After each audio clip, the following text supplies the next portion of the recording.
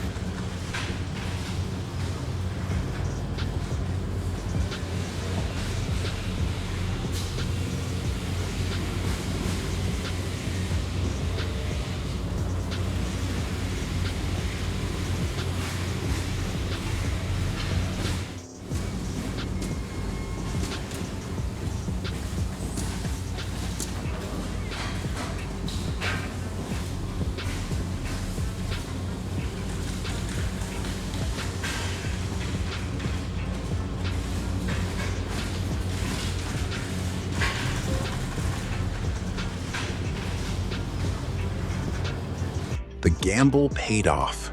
Just look at this executive beast now. From a broken $2,800 scrap heap back to pure high-end luxury.